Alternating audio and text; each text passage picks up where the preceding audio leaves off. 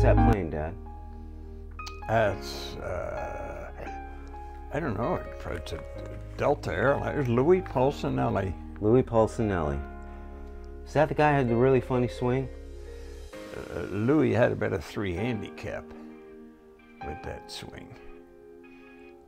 And I think that's him. No. No. No. Dude had darker hair. Louis had darker hair. Who's up at the tee now? I think that's Bud Hudson. This was one of the early trips. Bud Hudson died a few years after this with throat cancer. What year do you think this is, Dad? Probably around 1980, 1981. There's Bill Johnson.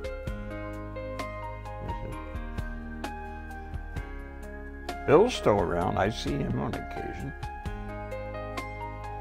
These guys still playing golf like you?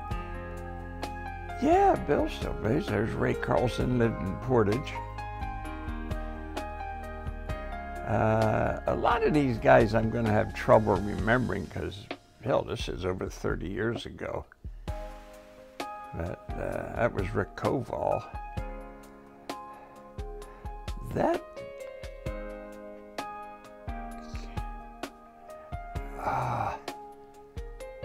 not sure. I'm pretty sure that's Rick Koval.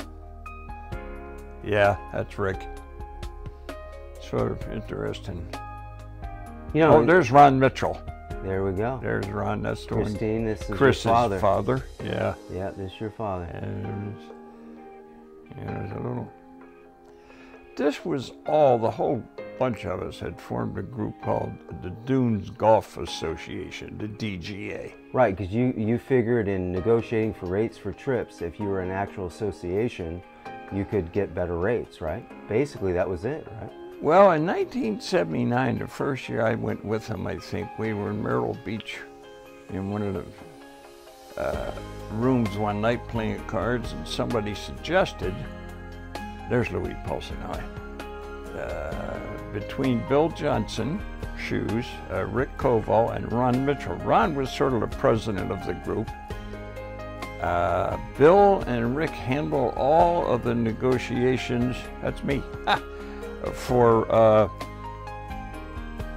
well, they felt if we had an association and we called Golf Pack, which is an outfit that did the booking for you, that we might get better rates if rather than just 15 guys, we say, well, we got 30 of us. We're an organization. Now, where are you here? What is this, Myrtle Beach? This is Myrtle Beach. Yeah. Myrtle Beach, South Carolina. Yeah, that was Ray Carlson. And Seagull, guys, that was the name of that course. So the two places that DGA went were Biloxi, Mississippi, and Myrtle Beach, South Carolina. Right? Well, we first, from 79 to about 83, we went to Myrtle Beach. Okay. And then it snowed one year when we were down there, and I don't think they ever had snow because they didn't have any snow plows or anything. They nailed two boards together to push the snow, right? Yep. They didn't even have snow shovels in the nope, hardware didn't stores. happen. Not in Myrtle Beach. So is this the sunset over the Probably the Pacific Ocean. the Pacific Ocean? Yeah, No, we were right on the ocean. No, Atlantic, Dad. I'm sorry. Atlantic is the east, Pacific is west, right? Yeah, so I got lost for No, 3,000 miles. Yeah, that's all right. So is this from your hotel room? Yeah, and we were up on about 5th or 6th floor. We were up there pretty good. It was, but. Now, when you guys went and played golf, were you partiers? Were you guys drinkers, really, or not really? Or Some of each. Okay. There were some guys that drank. I remember the one guy, I think he eventually died young from being a drunk. But most of the guys, we went down and played golf, and that's basically what we did. Well, you can't really play good golf with a hangover, though, so you kept it light. Oh, yeah. That's Lenny Pasevec.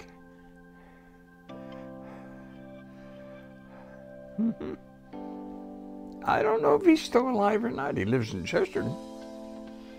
There's Bill Johnson. Yeah, I got a feeling he died recently because his wife Carol used to work at one of the local restaurants in town, and Bill Johnson walked him by. This looks like it was the Surf Club, I believe. Surf Club, what's that, Pop? That was the name of one of the golf courses. There's Okay. Jim Garbett. How many different courses did you play in this trip? We normally played a different one every day, and we went down, we'd leave like on a Thursday or a Friday morning, and we'd drive straight through, and we'd play Saturday and Sunday, and play 7 more days. On Sunday mornings, we would tee off about 6:30, set that up, and then right after golf, we'd leave and drive back. So it was Thursday, Friday, Saturday, Sunday, and you drive back? Wow. Well, we played like Saturday, Sunday, Monday, Tuesday, Wednesday, Thursday, Friday. Saturday mornings. You stayed the Saturday mornings we get up real early, play, and then we drive straight through and get home about 9 o'clock Sunday morning. Yeah. That's Lenny Pasovac feeding them. Now, for several trips, you guys would meet at our house, right? No, we would get together and we'd all meet at the Denny's in Merrillville. Most of the time we drove. Very few guys flew in those days. I seem to remember a trip where several cars were left at our house, your house. I don't remember that. Okay, all right, maybe I'm wrong. But Maybe that was just like an overnight thing or something like that. could have been. Who are we looking at here? The whole Jim group? Davies on the right. Let's see, and that's it. I mean, that was Gene Chema. You can tell people by their golf swing. Yes. Wow, Yes. that's awesome. Well, anybody who plays golf knows everybody else's swings. You had a beautiful swing, Tom. Interesting thing, we used to leave, like I mentioned that Jim Garbett. Jim Garbett stuttered. And when we left Merrillville in the morning, one year we had 7 or 8 carloads going, so in those days every car had a CB. So we would all say, well, you know, everybody had a handle.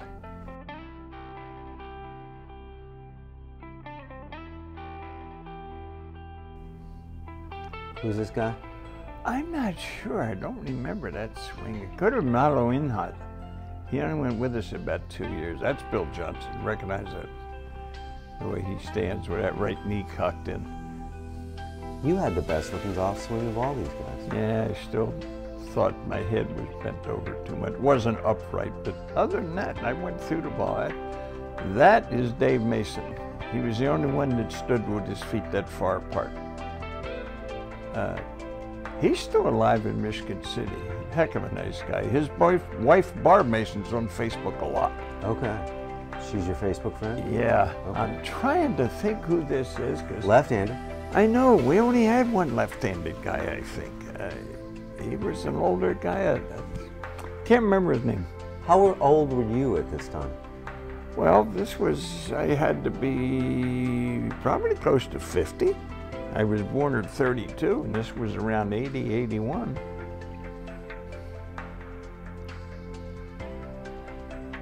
I'm not sure.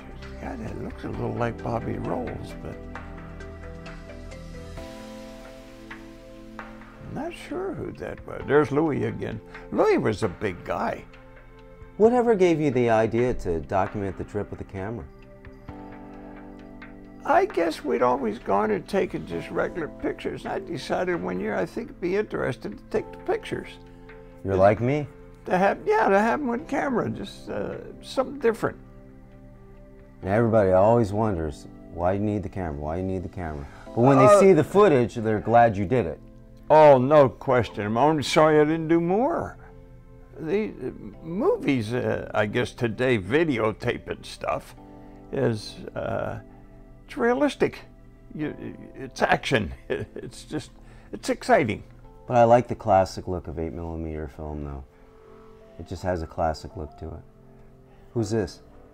I don't remember. That again, I believe, is Lenny Pasovac. I'll know in a minute. Let me see.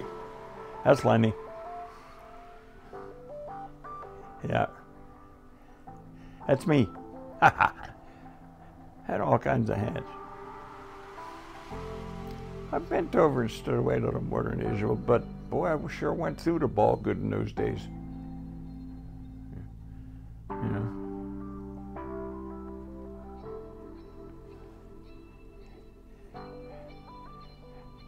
Yeah, that's one thing I'm sorry, Dad. I never stuck with golf. I apologize for that. Hey, everybody's got their thing. Hey, I had that, you know, I got a new set of Titleist woods, and I had that one game. You used I that just Ginty. Well, yeah, but then that one time you bought me a new set of Titleist woods. I couldn't hit it off the ground. I don't remember that. Yeah, I remember buying the Titleist Yeah, woods. I was 16 years old. I walked off the course and never played again. Loved the pants. Yeah. That was the style then, so it had to be early 80s. I bet you still have those pants. Polyester. No, they don't fit anymore. What were they, 32s? Yeah, 32 or 33 at the most. That's Bud Hudson. So this has to be around 1980. I was 10 years old. Yeah, that was the year. Yeah, there's Louis Boston. Because Bud Hudson only went with us 1 or 2 years. He was my roommate. It was Gene Chema, myself, Bud Hudson, and Jerry. Can't remember his last name. He lives in Michigan City. Who's that? Bill Johnson. You knew him. He lived in our There's neighborhood. Dave Mason. Did Bill Johnson live in our neighborhood? No, Michigan City, over on Bees Avenue. Dave Mason lived almost right next door. I mean, that was Ron Mitchell. Or that's Ron Mitchell. The other one was Greg. So that's... Brothers. Chris, yeah, that, So yes. Christine's dad and uncle, right? Yep. Okay. And there's Rick Koval. He's back in Michigan City. He went out and lived in Vegas for a while when he retired. Now he's back out there as Hammer, which was Greg Mitchell's nickname was Hammer. Hammer. All right. Hammer, like a hammer. How'd you get that nickname? I don't know. He hit the ball pretty hard. Okay. Did you have a nickname? No, I don't think so. They just called you asshole? Probably. I wish I could remember that guy's name. I can't remember it. And then again, it was Jim Garbutt just walked by. I think that was Milo Inhot. Oh, that's Milo Inhot. That was his. Most of these guys worked in the mill, or they were friends of people that worked in the mill. That's how the DGA got started. These guys made a trip every year before I ever went with them. That was the name of the golf course, Carolina Shores. Now, was handicap chairman, was that your position? Yeah, I was Because originally, way back when, I helped you set up some computer stuff to do DGA stuff. I helped you put the handicap stuff in the computer. Yep. Your first computer that you bought. Yep. You don't remember that? God. Yep. No, I didn't. Yep. Because I didn't fool much with the computer. I did the handicaps a lot the hard way. There's Lenny with the pipe. No, I helped you put them on the computer. Obviously, it was a little chilly this day. Yep. There's Hammer. There's Ray Carlson. There's Jim Garbutt. Again, I started to say before, Jim Garbutt stuttered. And 1 year before we left on the way, we all got in the cars and you're going down the road and everybody's got a CB handle. And my handle So a handle was a nickname. CB is for a CB user. Citizen Band Radio. Yeah. So before cell phones. Yeah, you're right. A lot of people don't even know what they were. All truckers had Citizen Band radios, and a lot of people in cars got CBs, and that was a way they communicated on the road. Yeah, because in those days you didn't have cell phones. Right. Right. But So go on with the story. And everybody had a handle, a name. Handle is a nickname. Yeah, so mine was AA. Shoes was, Bill Johnson was Shoes. It was Ron Mitchell. And when it came, somebody asked Jim Garbutt, they said, Fast drivers and sleepers will what did that not say? be ticketed. That's to get you to go fast on the golf course. All right. But when it came time to find out what Jim Garbutt's handle was, somebody said, well, what's your handle, Jim? And Ron Mitchell broke it on the radio and said, it's da da da da da. What an irreverent bunch. Like I said, I didn't inherit your looks, but I inherited your sense of humor there. Yeah, I think that's Bud Hudson again there.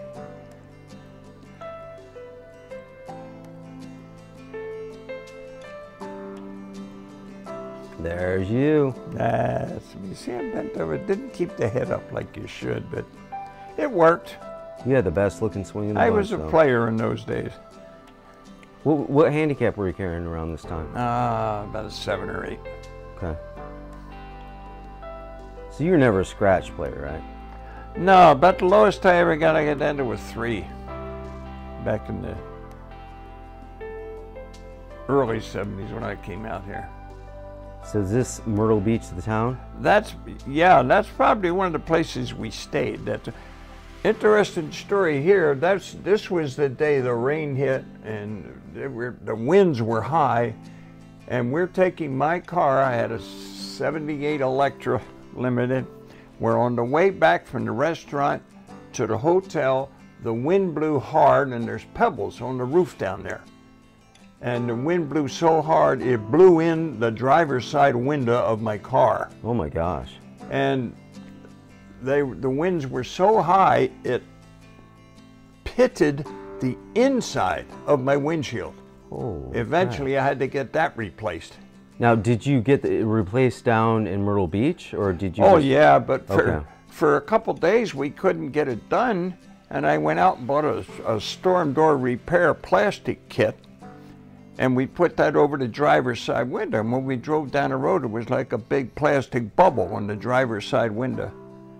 And the night we played... That's just one of those situations you do what you got to do, right? Oh yeah, we couldn't quit playing golf. Right.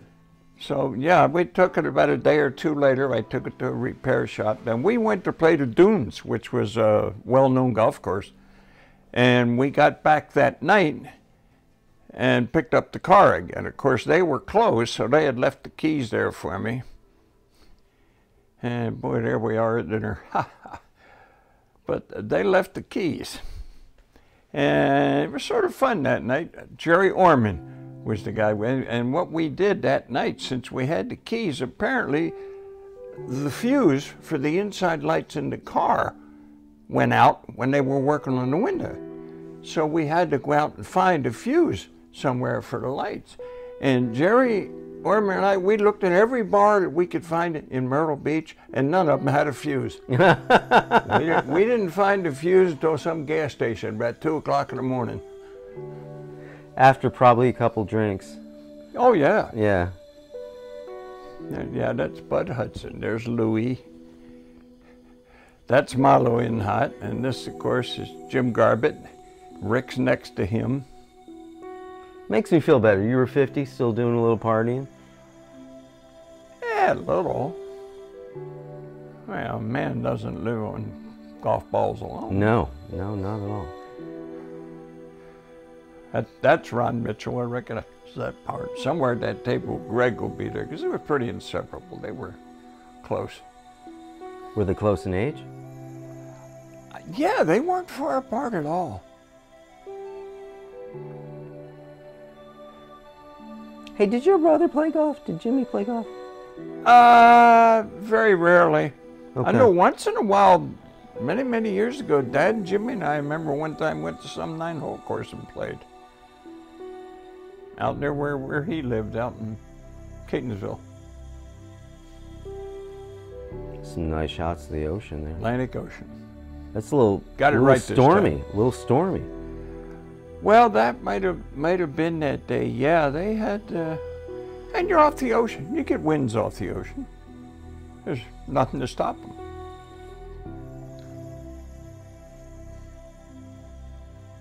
So when did the DGA finally break up, Dad? Like, They may still be going.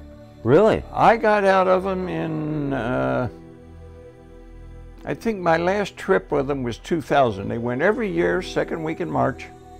Went for a week or more, week to 10 days. And after 20-some years of going, Jaco one year around 2000 or 2001 asked me if I would stop going. Yeah, that was Hammer in the background. Because Mom didn't like being left alone for 10 days in the winter anymore, and we were getting up, and so I just stopped going on the trips. But Getting up in age, you mean? yeah, and she was nice enough to never bitch about at least 21 years of me doing this. So when she asked me not to, I had no qualms at all. James A. Worley, pro shop manager.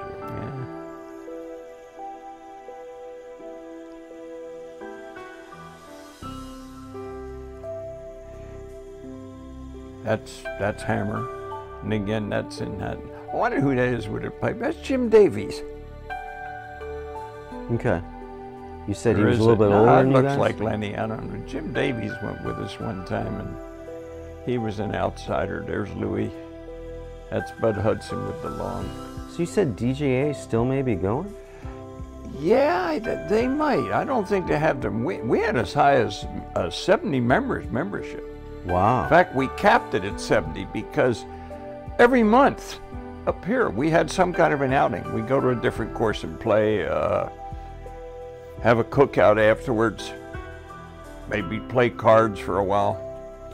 Yeah, it was a pretty congenial group. So sometimes you flew, sometimes you drove. Yeah. One year I remember I flew because Louis Paulsonelli was on the plane with me. He was my roommate one year. Well, the At least videos, I think he was. I mean, I never saw him at night. the film started out with you guys on the airplane. Yeah, but at this time, most of us drove. That airplane could have been where some of them were leaving.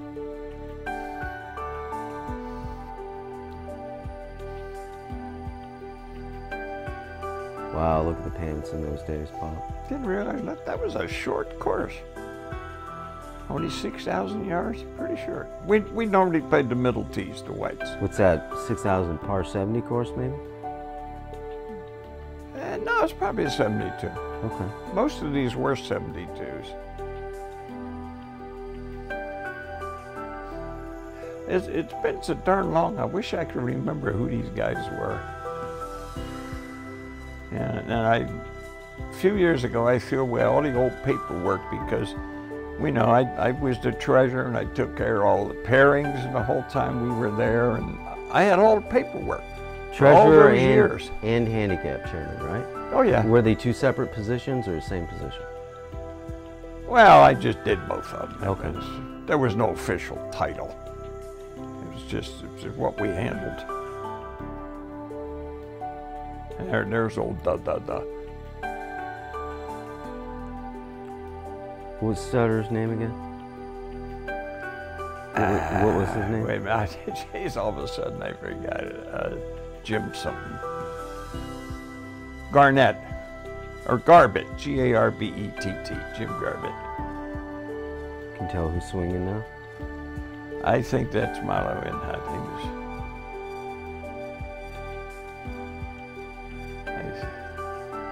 I think that was him. I just don't remember. That's Koval.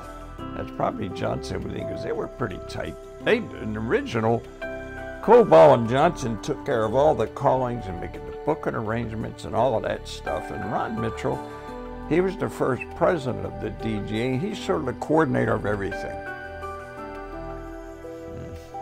Was it an election or just a here you do it? Yeah.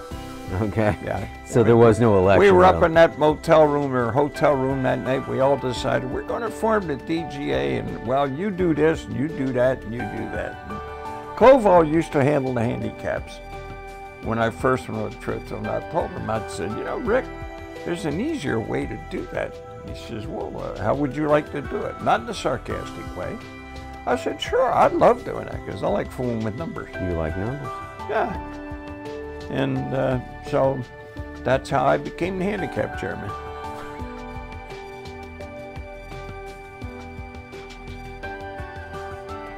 Recognize him? That looked like Ron. I said, it's just a shame I can't remember his name, but you got to remember over the years we had about 60 different guys. That's a lot of guys. Yeah. What did a week of golf cost back in those days? Remember? Wow. Hotel room and everything? Maybe 500 or 600. That's it?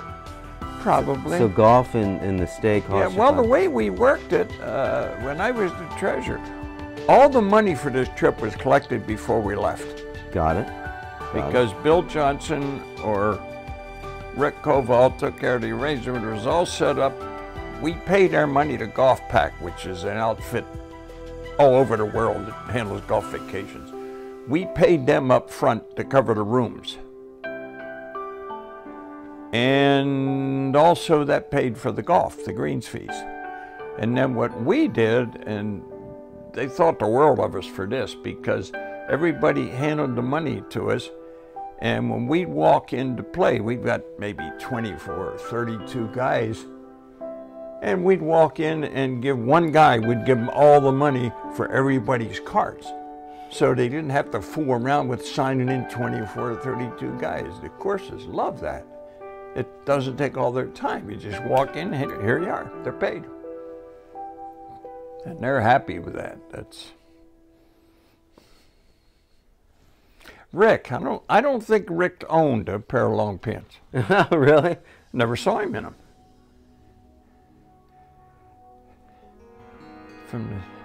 Now a lot of these guys were Sand Creek members, right? Yeah, because they worked at the mill, a lot right? of those guys, I guess they all played golf together, and then they opened Sand Creek in 1977, which was for the Bethlehem salaried employees. Supervisors Club, right? And we joined, and that's where I got to know most of them. I didn't know them before this. Most of them work in what I believe the sheet and din department of the steel mill, and I was in the coke plant, so it's completely separate where you don't run into each other. Coke plant's raw materials, steel mill's finished product, where you're rolling the steel itself. And there's you. Yeah, I haven't changed on the address yet. Still look R2D2. I don't know about that. You had a beautiful It was a good follow through. Beautiful golf swing. You had the best looking swing in the bunch. That's because I was one of the better golfers. Were you the lowest handicap in the DGA? No, Louis was. Okay. With that whacked out swing of his, he made it work, huh? Oh, Louis could play. Louis hit it a ton. Louis was a 3 handicap at Sand Creek. Wow. Yeah. And Sand Creek was no easy course. No, it wasn't. They still hold. Look at that. You chipped that up? That's me chipping. Wow, you put that about in those days. I had a good short game. That's Lenny Passavant. Lenny, one time, we used to play skins. We'd put money in, which means the lowest score on a particular hole wins the hole, and they get some money for that. And Lenny Passavant used to say, well, I'm not good enough. He's about a 26 handicap. He says, I'm not going to play in skins. You guys are taking my money. So on the 1 par 3, he got a 2 on it, and he was the only one who had a 2 on it all day. So he lost a few dollars by not getting in it.